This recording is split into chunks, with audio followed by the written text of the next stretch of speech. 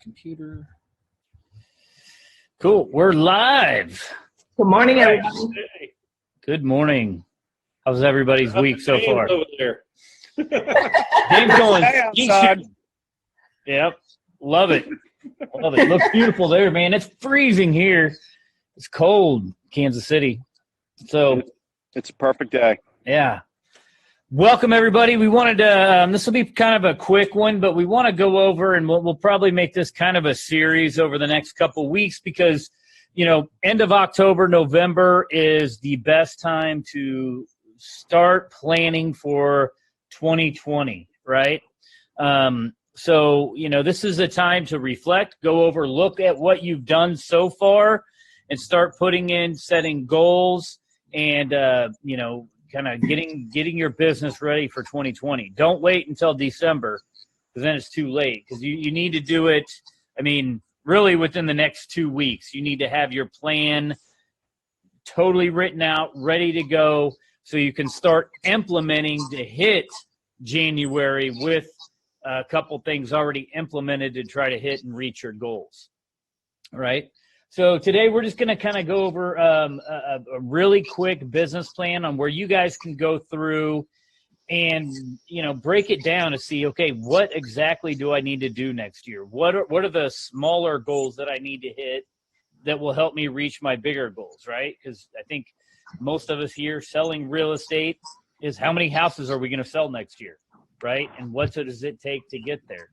So I'm going to share. Well, yeah, as you share your screen, I think the thought people need to be thinking is one of two things. Either you need to set a goal that is a GCI, a gross commission income that you want to hit, meaning I want to be at this number by the end of the year, or you need to set the goal of how many homes you're going to sell. Because sometimes people get messed up where they're setting one, but it's not hitting the other, and then they get themselves freaked out. So for your mental state, some people work better with a financial number. Some people work better with just a production number. And so it's based on how you work best and what motivates you to do the job, and you figure out which one that is. Right. Correct. Right. And here's the thing, people, you know, everybody, you know, always overestimates what they can achieve in a year. A lot of them underestimate what they're going to achieve in 5 years, but they overestimate what they achieve in a year. So this is going to kind of be a really simple thing. And again, I think we need to talk about consistency because we're going to break this all the way down really quickly on just how many appointments you need to set every week and go on in order to achieve your goals. So the first one here, can you guys see the screen here? Yes. Yep. Okay. It's very simple. The purpose of this plan is to provide a specific and clear guidance of set goals over the next 12 months. This plan is a 1 year, month-to-month plan designed to achieve your personal annual financial goals. So gross income to me. So what is that, right? And that's what we got to think about. And so here's the breakdown. And I believe we have this online in our Next Level Agent Coaching, kind of a worksheet of this. If not, reach out to me or Shannon, you can check. I think it's on there. But so we're Let's just make sure we get it on there if we don't have it up there. Okay. I was going to say, just send it to me and I'll upload it. Perfect. So for this example, we're just going to assume $100,000 net income goal, right? So that's what we want to take home. That's a good round six-figure net income. So then you got to figure out what your cost of sales are. These are going to be different for everybody. But for this purpose, and cost of sales is going to be, what do you pay to your brokerage? What do you pay to splits, to buyer, seller specialists, any referral fees, you know, anything out there that's a cost of sale. This would also possibly, you know, transaction fees you got to pay to broker, E&O insurance, stuff like that, right? Typically, and for this example, we're going to say it's about 25% of what's coming in, right? Then you go into operating expense, and operating expense is going to be any salaries you pay out. This is lead generation, rent, supplies, education, technology, you know, your automobile expense, you know, basically any operating expense that you have. Transaction coordinator. Yeah. And so we're assuming about another 25%, all right, which is going to mean that you're going to have to earn a gross commission income of 200,000 to net 100,000. Okay. If you're just starting, it's not going to be a 50%. It may be, if you've got more time than money, right, you're going to put in more time, and this may be a 25% total, expense. If you've been in the business, I know top agents, you see them with these big teams and they're selling, 40, 50 million. They're probably more at operating cost of sales, and operating expense is probably going to be more about 60 to 65%. Yes. So their take home is only, 35 to 40% of gross. Right. And actually, the bigger they get, you think economy of scale, but a lot of times their expenses go up even more than what, than their return does. So, Yes. I mean, I know agents, they still make $1 million a year, but they're only operating on about a 25% take home. Right. Oh. So how do we get to this? So our business planning for 2020. So our goal is to have gross commission income of 200,000. So this is where you got to go in and figure out what your commission per side will be, right? Either selling side or buyer side, and what that total commission will be. Now we've already kind of figured in, cost of sale in there, right? So if you have a buyer's agent, you don't need to go in and figure all that. But based on a $250,000 sales price at 3%, that's $7,500 per side. Okay. So now we need to figure out total closed transactions necessary to achieve your goal. And it's simple. Just divide, number one by number two, right? And we get 27 deals, closed sales that we will need. Okay. 27 sales will get us $200,000 in gross commission income, which after all of our costs and expenses, we will net 100,000. So it's simple. And this says my 2019 projected. That should say 2020, but this is same one we used from last year. So projected closings. Now you got to look back. This is where you take your time and look back over the last year of where your business came from and how many listings compared to buyers that you worked with, right?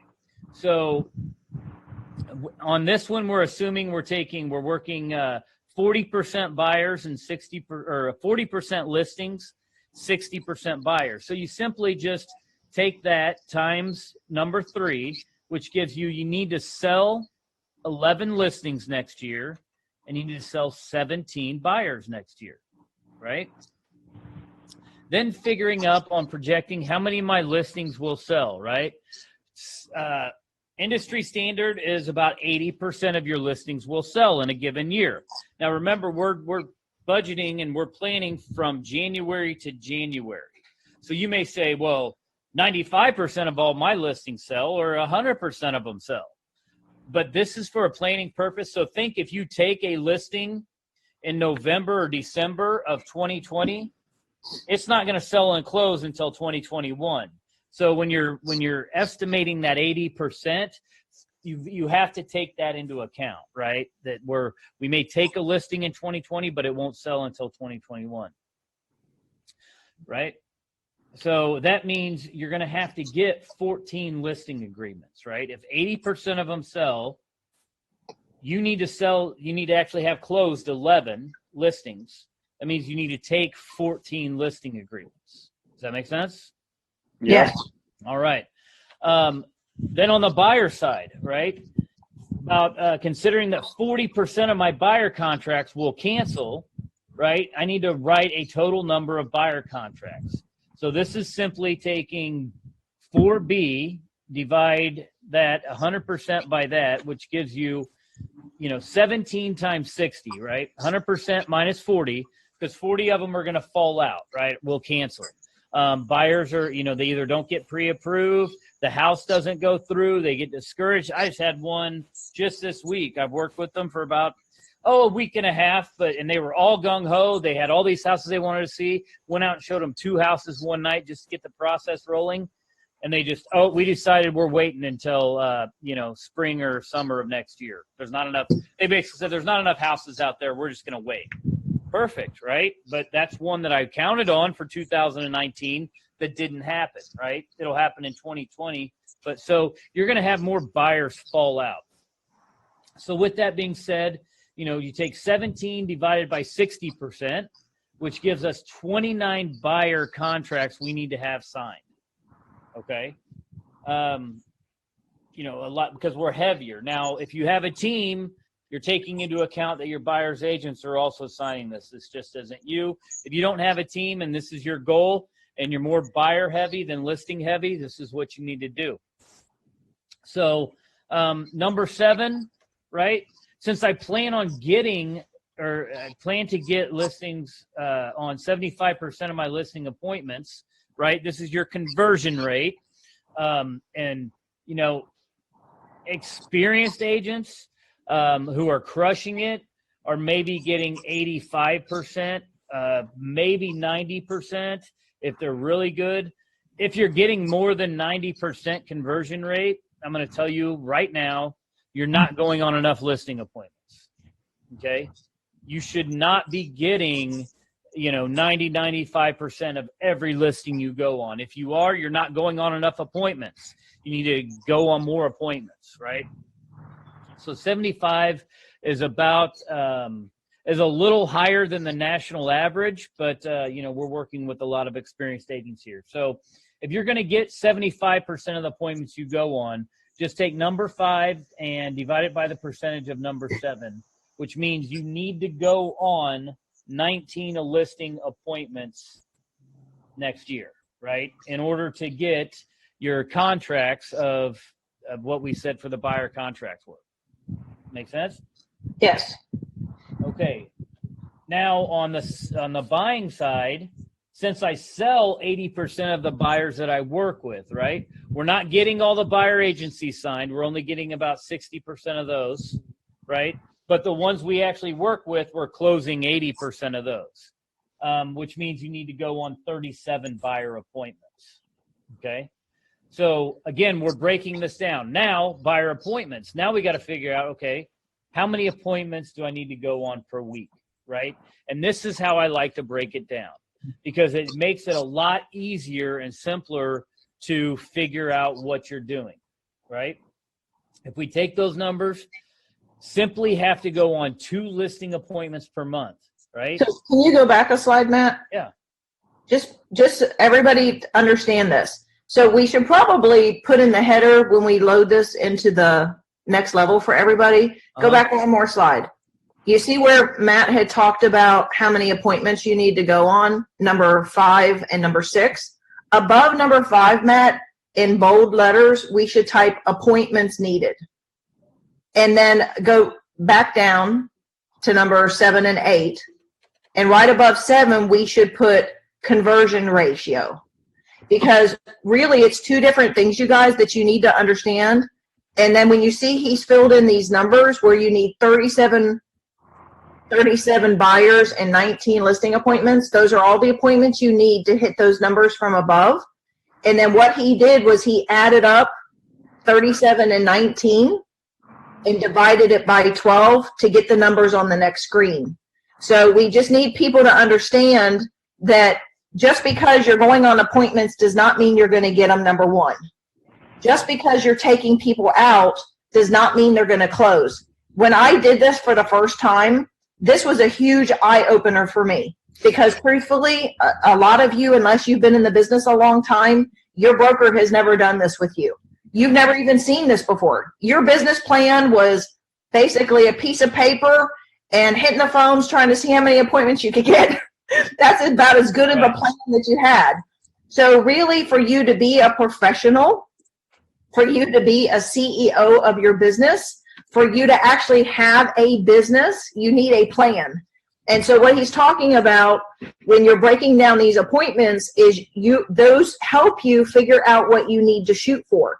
Because if I know I need 39 buyer appointments for the year, and I need 4 per month in order for me to hit my numbers that I've determined that I want to hit, that makes it a whole lot simpler for me if I have a week where it's kind of a crazy week and I'm not getting that new buyer that I had set out for. Guess what I need to do? I need to hit the phones. I need to make more appointments. I need to door knock. I need to do whatever it takes for me to do to be able to hit my numbers. And if you're really aggressive, try to double up your numbers every week. Because what I did one year just to see what I could do is I doubled my numbers that I actually wanted to hit, and it made me work that much harder every week because I was going for double the numbers just for fun because I wanted to see what I could do. And that's what started my trajectory of selling 100 homes a year by myself without my team, because I was just going for it, trying to see what I was capable of doing. I didn't want to rely on somebody else. I just in my head said, let's see what you can do by yourself. So it's a really great way for you to even think about it this way. If you double down in the beginning of the year, because if you work really, really hard at the beginning of the year, by mid-year, you're going to be shocked at how different your business is. You're going to be shocked at how much you've converted. And then you could even redo your numbers for the rest of the year, not slack off, but you could redo your numbers and not have to work as hard for the rest of the year if you really pump it hard in the first 2 quarters. Yeah. And look at really breaking this down. Here's the one thing that I tell people is you always need this. This needs to be posted everywhere around your office. You know, the big numbers are great, right? We need to sell, we need to sell 200,000 GCI. Okay, but these are the numbers that matter right here, right? If you just look at that's simple. Who can't do that, right? We break it down. You just need 1 listing appointment a week and 1 new buyer appointment a week, right? It's 2 a month on the listing appointments, but you can't really go on half of an appointment, right? So we bumped our number up a little bit. So we just need 1 a week, 1 a week. That's only 2 appointments a week. That should be your number 1 goal every week when you start the week, right? Whether you start your week on Sunday or Monday, or some people don't start until Tuesday and work through the weekend. But that should be the number 1 thing on your mind. All I have to do this week, everything else doesn't matter. I have to get 2 appointments, 1 buyer, 1 listing. That's it, right? That's all you have to do. Now, on the listing side, if you go on one week, you can slack off the next week and still hit your goals as long as you get the 1 the week after that, right? Because you really only need 2 a month. You only need 1 every 2 weeks. And truthfully, until you get to the point where you have been in the business long enough, you've converted enough people, your production is high enough, don't think slack off. Don't let that be part of your mindset. Don't let that be in your vocabulary. You just need to have the mindset it's pedal to the metal, and you're going to just hit it hard, and you're going to do every single thing you can. And until you're at the point where you are having to hire assistants, having to hire buyer's agents, you can't handle the business, you've got to keep pushing really hard. That's when you can step back and say, okay, let's reevaluate this. I'm having so much success.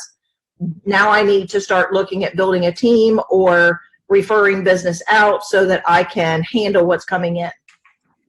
And a lot of people get caught up in that first number that I'm going into real estate, I'm going to make $100,000 a year. And I need to earn $200,000 to make $100,000 this year based on the numbers Matt showed. Most people are so focused on that $100,000 number that they don't focus on the 1 appointment a week. So for me, this changed my business because it gave me very clear vision of what I had to do on a daily basis and a weekly basis so that I could eventually get to that dream number of what I wanted to hit. And I think that's where a lot of people go wrong in business and as agents, is not focusing on the daily goal, the weekly goal.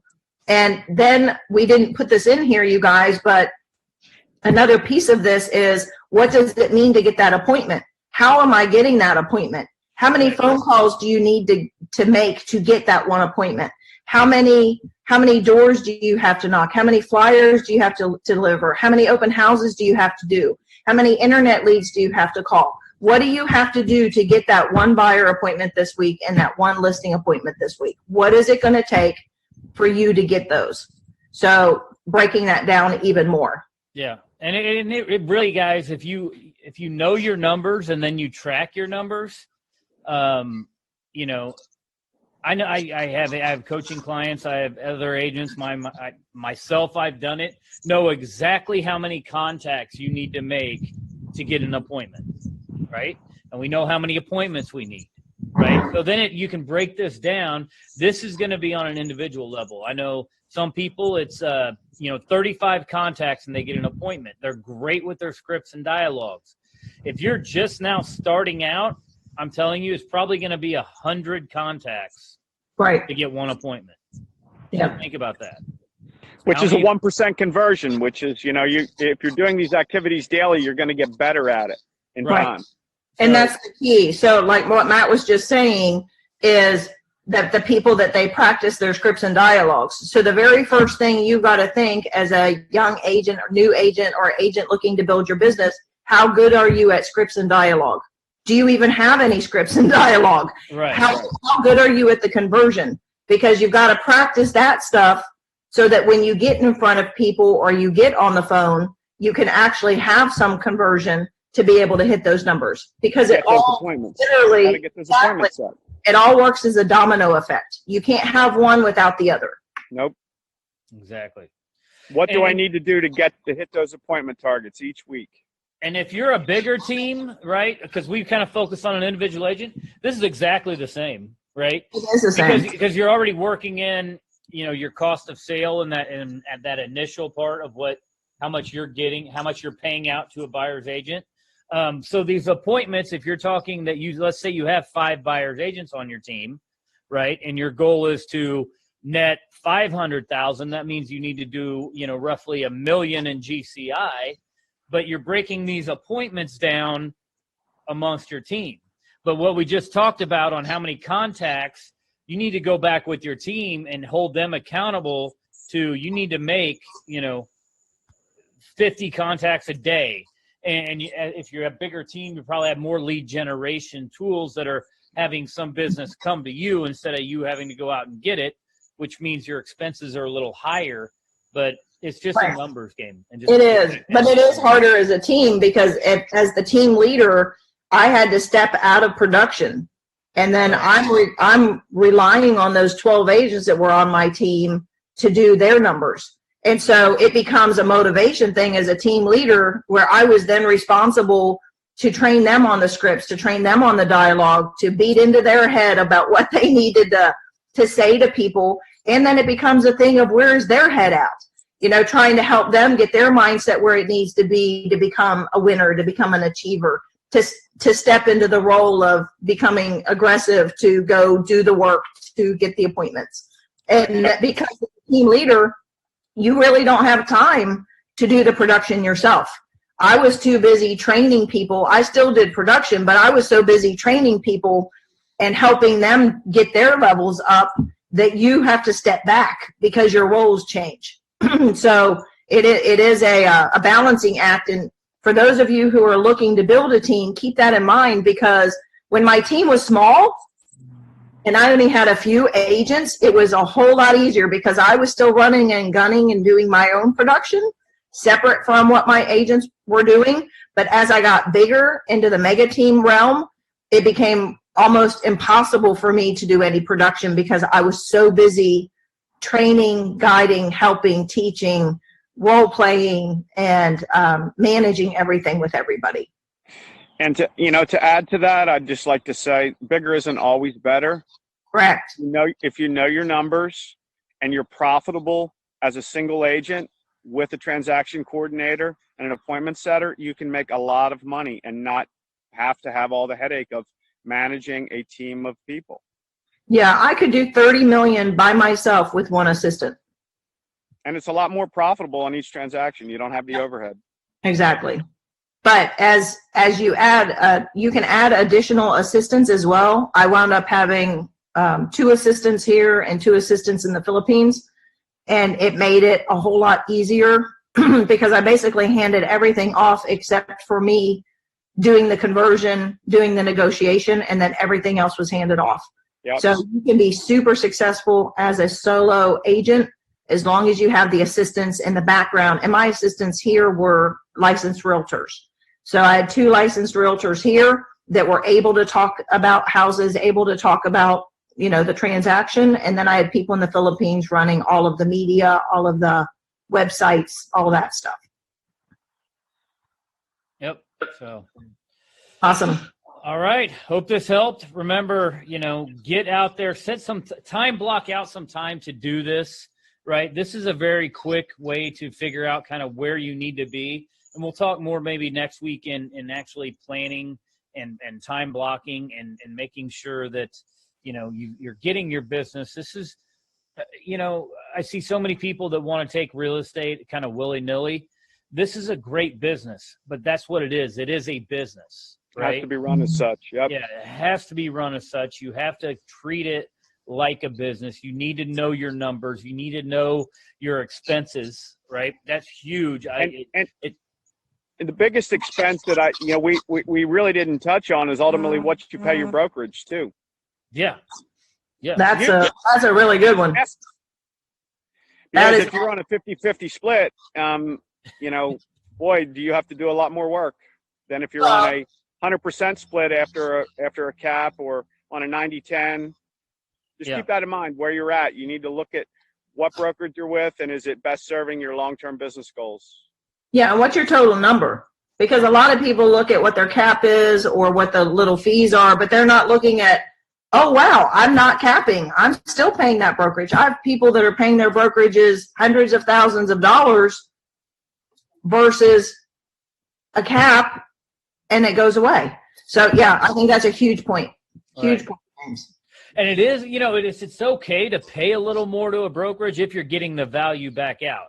What are they giving you in return? Correct. You know, if it's just 100% company and it's, you know, a $500 transaction fee, that may be good for some people, but not if it never caps out. I mean, that's not a business. That's not a model for somebody who really wants to run a business, because you need the training, you need the support, you need all the systems and the things that a brokerage is capable of giving you. If the brokerage is set up and organized correctly and has that to give you. Correct. That's correct. Awesome. Well, thank you guys. All right. Have an awesome week. Hey. Right. Bye. Bye.